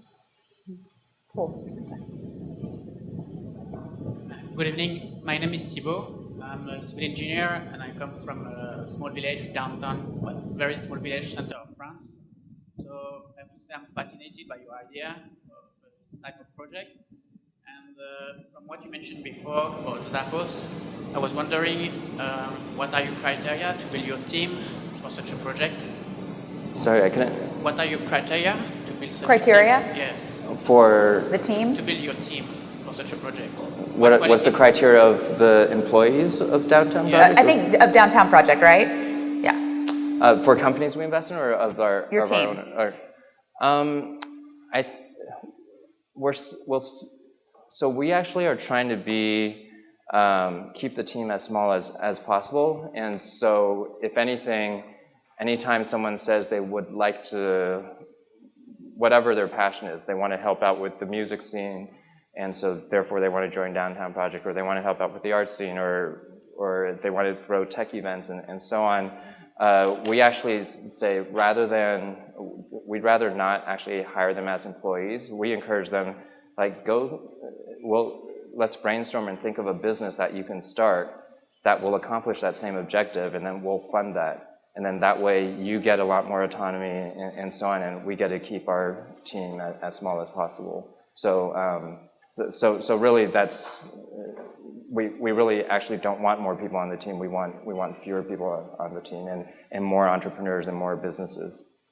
But your criteria for your team is interesting. I mean, I was talking to some of your guys on Sunday, and they sort of braggingly said, like, we don't have a single urban planner on staff. We don't have a single what? Urban planner on staff. Oh. I mean, that would kind of be like me starting a tech blog and saying, I don't want any writers or reporters here. I mean, I get you're trying to come at this with a fresh angle, but is that a good idea? I think that we want the people that are good at that. We're not saying don't do that. Don't come to Downtown Vegas. We're just saying those are the things that we as Downtown Project Company are focused on. We're focusing on getting people to collide with each other. There's already people that know how to make sidewalks prettier and whatever, and so they should do that. And that's not something that is, personally that interesting to me, is how do you do that? I'm more interested in how do you get people from different perspectives and backgrounds to collide more often and have interesting and meaningful conversations and have new ideas and new businesses spark out of those collisions. So if you're going to keep a small team, I would take that as everyone on that team better be pretty damn good, because they're doing a lot. What are the qualities then? If it's not urban planning, if it's not being passionate about a certain thing, is it that they're friendly or evangelists? What is it? Yeah, we don't like mean people. That's why you didn't hire me. Yeah, friend. But you started your own business. I know. No, but yeah, friendly is a good one, and passionate about whatever they're working on. And so, for example, my cousin Connie moved from New York, and she was passionate about education. So she's working on starting this early childhood center, and then eventually is going to add grades basically add 1 or 2 grades a year, and eventually get to K through 12. And she brought along her now husband, who at the time we didn't really have a defined role for him, and he likes being involved he said he liked being involved in a lot of different things. Maybe he would start a dog park, but he didn't want to like run a dog park for the rest of the life, and so and then maybe he would start after that start a bar, and what the original idea was, he would basically launch something, get it going, and then hand it over, and then do the next project. And what his role has evolved into is now he's actually just kind of overseeing all the different small business companies that we're funding, and one is helping decide who to fund, helping them come up with a business plan if they don't really have that type of background, and then also getting those businesses to help each other. So there might be, the florist might be really good at marketing, and the dog park owner might be really good at bookkeeping, and then they can help. The idea is to get the community to help make itself smarter and teach itself. And then we can also help on the back end in terms of the legal, the bookkeeping, negotiating credit card fees, standardizing them on a POS system, and so on, so that the small businesses can focus on their passions. And so that's fallen under his role. So it's actually, it turns out to be a really good role for someone who kind of has ADD in terms of focusing on one business for life. Mm-hmm. Okay, great. Hey, my name's Martin. I was wondering, you said you didn't want to do urban planning and stuff, but a lot of the functions you seem to fulfill or take on are like classic urban development roles, like attracting small businesses and creating or organizing cultural events. And so how do you see your interaction with the people who are supposed to do that, like the city government of Las Vegas, I suppose, would be that. Do you have like a plan for them, or is it just that in the absence of anything, you just do what's necessary? Or well, I think they're going to do whatever they're going to do, and for us, we meet on a regular basis, and basically just let us know if we can help each other out and so on. But I think just our approaches are generally different enough where we're not going to really change the way we think about things to be more in line with, and I don't even know what the traditional urban planning kind of step-by-step guide is, but I think we just have a different approach, and we try to help each other out whenever possible. Okay. Hi, I was wondering, are there other precedents and other programs like the Downtown Project that have worked in other cities that you draw, that you use as an example or get inspiration from? And also, like as the Downtown Project unfolds, is it possible that this type of thing could work in other cities? And is it possible in the future you'll document this and sort of develop the steps by which something like this could happen in other cities similar? So I guess we're not aware of anything where it's been explicitly thought of in this way, and specifically in terms of how do you maximize collisions, for example. But would again highly recommend that book, Triumph of the City, because that's really been the book that we've drawn a lot of the inspiration from. And we're not just blindly hoping that, if we do these things, then innovation or productivity will increase. Like that's already been proven historically, and so that's the analogy I would use is back when we were trying to before we invested in Zappos, actually thought that was the worst idea ever, and then the founder Nick threw out that this was on a voicemail that in the U.S. was $40 billion a year, and 5% or $2 billion was already being done by paper mail order catalogs back then. So it wasn't really like this big leap that, people might buy shoes without seeing them in person beforehand. Like they were already doing that at the tune of $2 billion a year. And so this whole idea of getting people together and having these collisions in this density and so on, and having that result in increased productivity and innovation is not a new idea. We're just actually focusing our strategy purposely around that. And so I don't know if that specific strategy, being purposeful about it, has ever been done, but the fact that it's happened in a maybe haphazard, random way in the past is already been done and proven. And our goal is to share what works and doesn't work on the downtownproject.com website over time, to basically open source it, and really, for the first time in human history, this is just in the past year or two, 50% of all humans now live in cities. And within our lifetime, that number is going to grow to 75%. So if we can make downtown Vegas the most community-focused large city in the world, if we can make downtown Vegas a place of learning and innovation and do it in a way and share it with the world in a way that's replicable, and hopefully inspire other cities to fix themselves. I mean, if we can, in some ways we want to, it's kind of like the 4-minute mile. There was a time when people thought running a 4-minute mile was impossible. And people thought even if you could do it, you would die. And then someone did it, and within a year, other people broke the 4-minute mile. And it wasn't like nutrition was better that year. It's just people believed it was possible. And that's the goal of Downtown Project is, yes, it's initially for Zappos and for myself because I live there, and for the community and for downtown Vegas, but in the long run, it's kind of our plan to help inspire other cities to focus on themselves and fix themselves. Hi, my name is Yinka Abdu, and what I'd like to know is, what are the signs or the metrics that you would look for in 3 to 5 years from now? Like, what signs would you see that would tell you that this has been, that you're going to continue doing this, that this has been a good decision overall? What do you have any particular? Yeah, so that's something we're trying to figure out, and in fact, we're actually forming a company called, I think, the Downtown Metrics Company or something, to basically just do that. And so, so the short answer is I don't know all the right metrics, but I think some way of, and I don't know how you would measure collisions, right?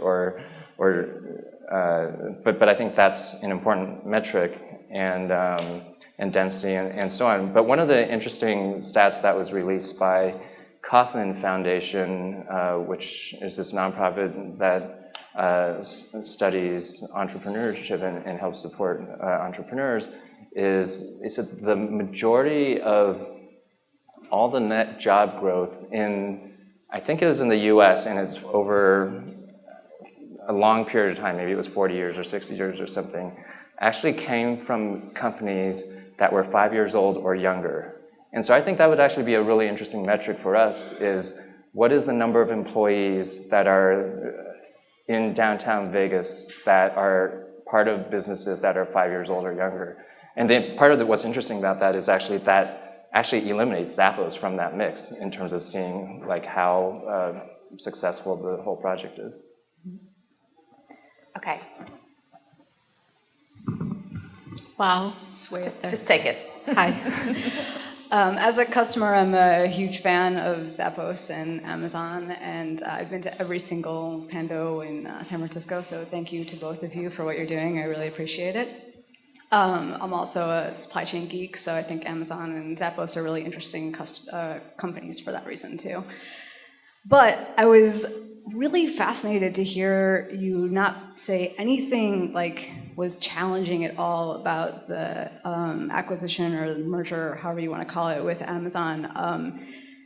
Are you like the luckiest entrepreneur ever? Or I mean, what do you regret about like how that whole thing went down? Is there anything that you would have done differently?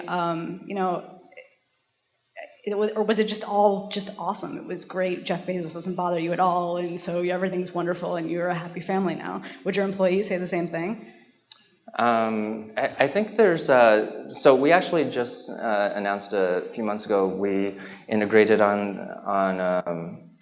we actually transferred so we have about 1,300-ish employees in our headquarters in Vegas, and then roughly call it 3,000 employees in Kentucky, and we announced in, I think, July of this past year that we're actually transferred those Kentucky employees over to Amazon, and that was part of, and actually we're now integrated on Amazon's warehouse management system, which is completely different from our own. So I think that whole transition, especially on the technical side, definitely was one of those things that we think makes sense for us so that we can just focus on our headquarters, and at the time we made the transfer, what really prompted it is we had 2 warehouses in Kentucky, and we were growing at the rate where we needed to either build we needed to build a third warehouse, and then we started thinking, well, Amazon has, I don't know, 50, 60 something warehouses around the world. Does it really make sense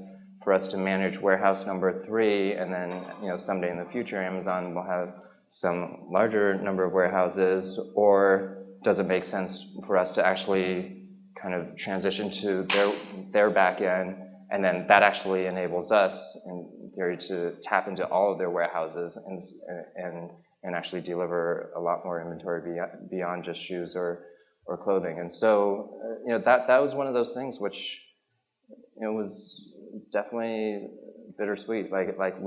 That's an example of something where I think it's the right long-term decision, but a lot of those Kentucky employees have been with us since when we first, since the early days when we first opened up, and so, and also I think on the technical side, when you're just doing a systems transfer or upgrade, that's just innately not as exciting as building a new feature that customers love, because it's all kind of invisible to customers. Has there ever been a day where you wished you hadn't sold? Or has there been a time when there's something you wanted to do and you couldn't do it as a part of Amazon? I mean, I feel like other entrepreneurs who've been through this or been around entrepreneurs who've been through this, I mean, it's hard for people to believe it's really gone that well. Well, it's interesting because, if you, even going back to the previous company, everything ends up being actually, in retrospect, the perfect path towards where you end up going. And yes, it sucked at the time that LinkExchange culture was really bad, but if it wasn't bad, we wouldn't have paid attention, we wouldn't have been fanatical about it at Zappos. Mm-hmm. And it would have probably been one of those things where the culture was great in the beginning, and then because we didn't pay attention to it, it went downhill. And then if we had stayed independent, and whether we had gone public or stayed private, but had Sequoia was our VC partner, and if that had happened, then none of this downtown stuff probably would have been able to happen at the scale that is happening. And part of Downtown Project is being funded by the liquidity that happened from the Amazon acquisition. So, and I think what we're doing is super exciting and new and experimental and innovative, and those are all things that excite me. And if it was, and it's kind of funny because if 10 years ago, or even let's say 8.5 years ago when we first moved the company to Vegas, if at that time I cared about urbanism and revitalization and so on, which I actually had zero interest in 2 years ago, if at that time I cared about all that and the goal was let's revitalize downtown, I don't think we would have gotten to where we are today with that being the focus at the time. We had to go down the path we went to, and then somehow the story just unfolds in weird ways, and I think the path we went is actually the best possible path for revitalizing downtown Vegas.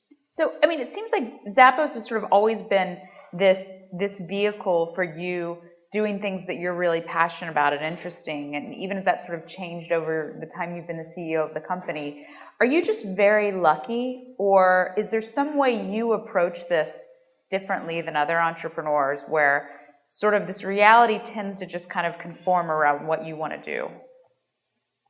I think it's more about just always, I guess, being true to yourself, whether as a person or as a company. And then once you figure out that's what you want to, this is who you want to be, or what you want the company to be, or what you want to stand for, what you want to do, then the creativity and stuff forming around that, I think, just happens naturally on its own because you start talking to people about it, and then the right people are attracted to that, and so on. And it actually, I saw James Cameron speak at a conference once, and he was talking about how his lifelong dream was to go deep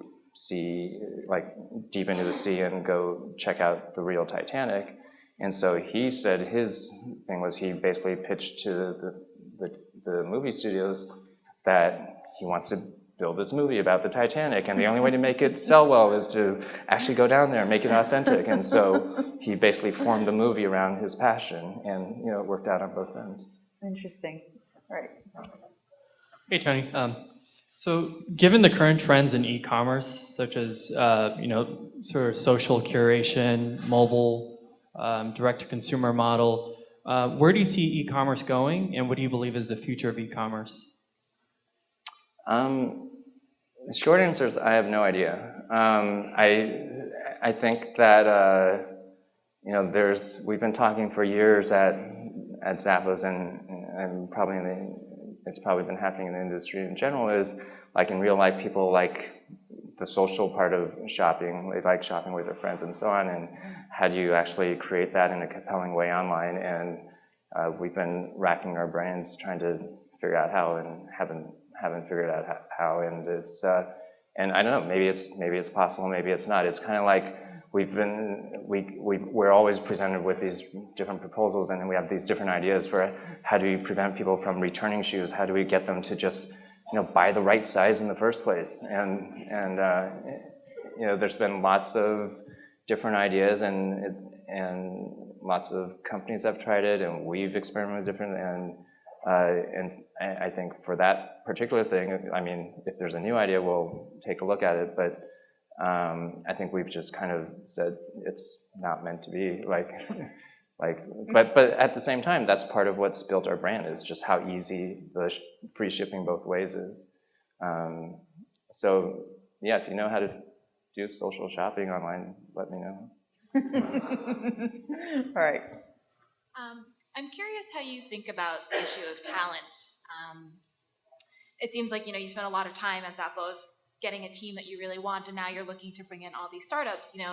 If this experiment goes well, what happens when those companies need to grow, and they start taking maybe your employees? So I guess that's part one of my question.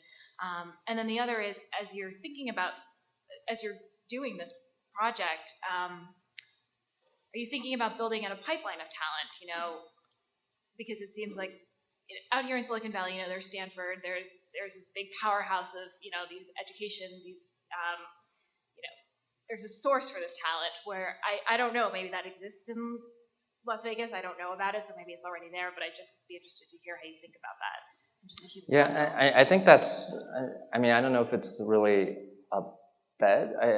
I mean, fundamentally, I think we believe that if we invest in the ecosystem, yes, there's going to be Zappos employees that leave, but then that ecosystem's also going to feed back into Zappos, and there will be startups that fail, and Zappos will be a good backup for it, and so on. The same reason why a lot of people come to Silicon Valley from other states is because they're not betting on just this one company. There's a whole ecosystem here, and so that's part of the vision for the downtown Vegas tech scene. In terms of the pipeline of talent, what we found specifically for Zappos is we've experimented a lot and found actually the best way to grow Zappos in general is actually hire people at entry level that have the right values and our culture fit and so on, and then train them so in our merchandising team, we hire people at entry level, and then over 3 years they get trained and get bigger portfolios, and they become a buyer and so on. And we found that that's been a lot more successful than hiring buyers from other companies. And so we actually recently experimented with this program that we've internally called Z-Code, where we took a bunch of people from different states, and some of them had no programming background, and basically, I think it was a 6-week class, taught them how to code. And it was just an experiment, didn't know what was going to happen. And the really cool thing that came out of it is we actually hired some of the graduates who are now going to be junior coders that didn't know how to code at all 6 weeks earlier. And so we're really big into this whole idea of seeing what we can train and having that be part of the pipeline in addition to the ecosystem itself being part of the pipeline. That's really cool. What was it called? Z period code parentheses, close parentheses. It's a coder thing. Jesus, you're a nerd. Hi, Tony. Thanks for coming out tonight. You've been really interesting. It's great to hear everything that you had to say. And I've kind of half been looking at getting a house in Las Vegas. And I've noticed, like, if you go out like Palomino Road, like Alta, do you know those areas? It's kind of west of where you are. Or if you go to Las Vegas National Golf Course, they have all these ranch-style homes that were built in the 60s, and a lot of them have two air conditioning units on the roof.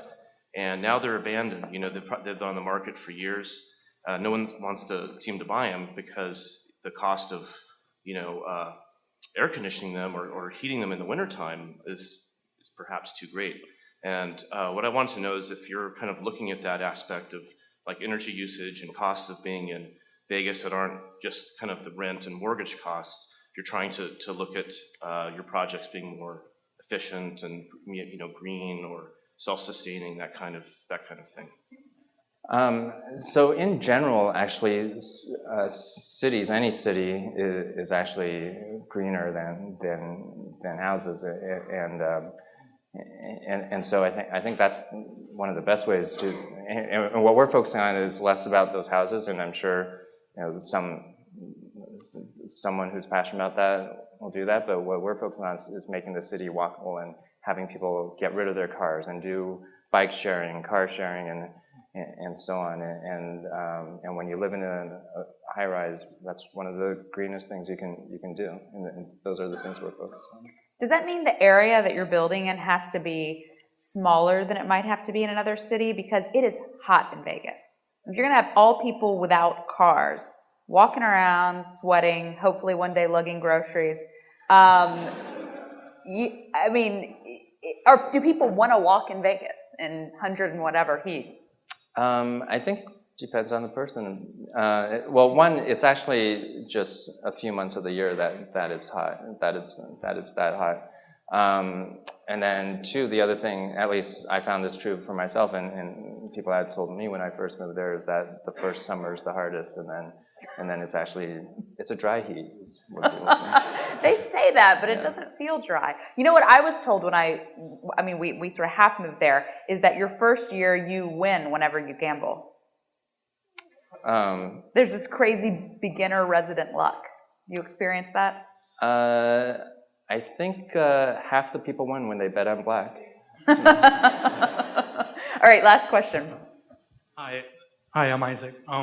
So when you use the word campus, it kind of brings to mind some of my friends' experiences where you kind of pull people toward the campus and they spend most of their time there, and it seems to run kind of counter to the experience of people spending time with their families. And I think we've talked a lot about the different issues that come up with single people versus families. And what's your plan, or what are you doing now at Zappos to keep people at the office, to keep people kind of engaged at work?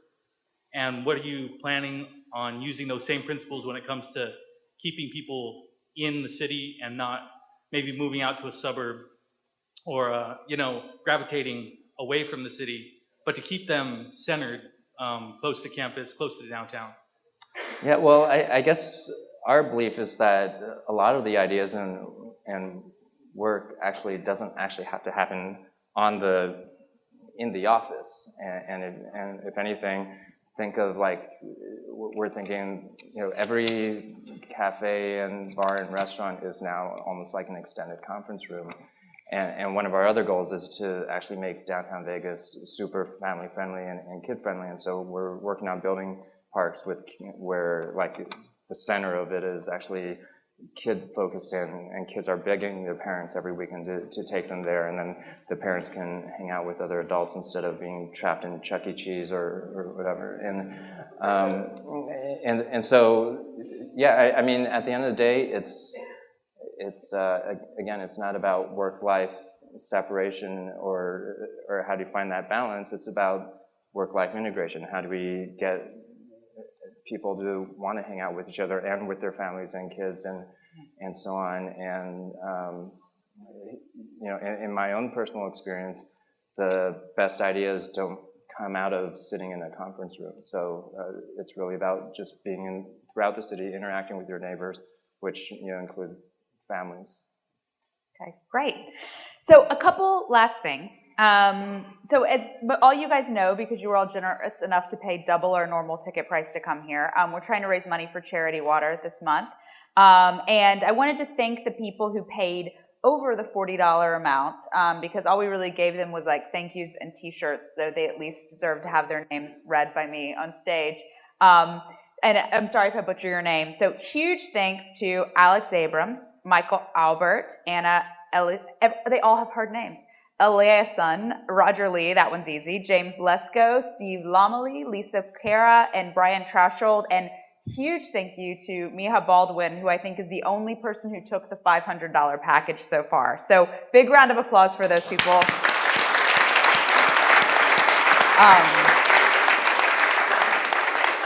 So far, we have raised $5,160. And we're going to do the same thing in New York with our Pando Monthly there, so hopefully we'll get that total up. But I wanted to get it up even more. So I asked Tony before we came out here if he would be willing to have dinner with anyone if they donated $1,000 to Charity Water. And this is just pure going to Charity Water, not a penny coming to Pando Daily. And he actually one-upped that and said, anyone who's willing to donate $1,000, he will put you up for a week at the Ogden, and you can hang out with the Downtown Project. Paul and I also live there. You can see sort of all of this majesty of everything. And you're part of this dinner as well. Yes, right? yes, and we will all have, I mean, if I'm in town, I'm not going to fly there for it. They have to arrange it when I'm in town. We'll arrange when all three of us are in town. When we're all in town, yes. We will take you to dinner.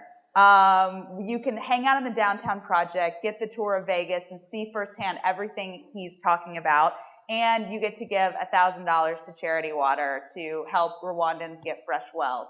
So if you want to do that, email Ani at Pando Daily. That's ONI@pandodaily.com. And it's not just people in this room. Anyone watching on the live stream, we would be thrilled. Right? You want to make any extra donation, money bucks? I'll match it. Oh, right, you're going to match. I told you that already. Oh, I forgot that. Well, now you could have unveiled that like you were unveiling it on stage because I forgot it. Yes, and Tony will match your donations. So you're really getting to donate $2,000 to Charity Water, be put up in Vegas for a week, go to dinner with Yumi and Paul, which is maybe a punishment. Oh, Paul's in it. All right. Yeah, you're roped into this too now. We're not throwing in the private jet ride. You have to do something on your own. So very generous of you, and we appreciate that. One other housekeeping thing. Let me give you the light up for the next Pando Monthlies.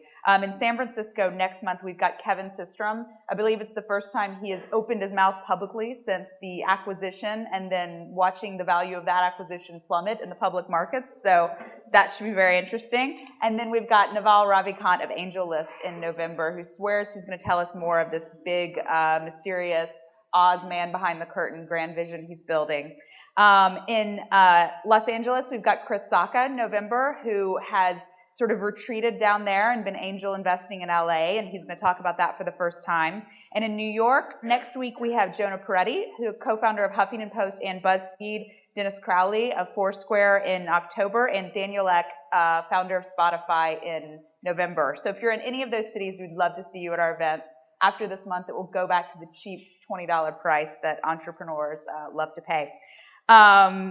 So those are my announcements. This leads us to our last question of the evening. Tony Hsieh, you could have one mediocre superpower.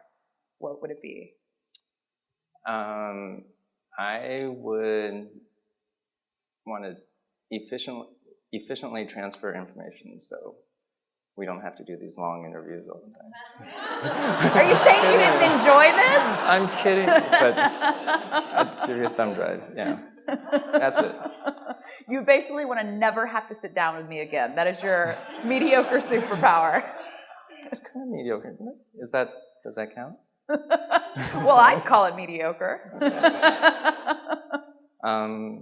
No, I think that's not just in interviews. I think just, it's great being able to tell whether, it used to be the Zappos story, now it's Zappos and Downtown Project in downtown Vegas, and but it's really hard to scale. And so I think figuring out some way to scale that and where it's still meaningful to people. I think scaling that and scaling personal relationships is really tough, and would love to figure that out. Have a mediocre way, superpower way to Yeah. do it. Great. Well, huge round of applause for Tony Hsieh, everyone.